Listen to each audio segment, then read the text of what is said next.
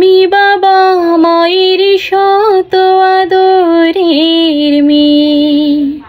আমি বড় হয়ে সকলের ভালোবাসা নিয়ে, আমার দু চোখে অনেক স্বপ্ন থাকে। আমি পড়ালেখা শিখতে চাই। আমি বাবা মায়ের শত আদরের মেয়ে।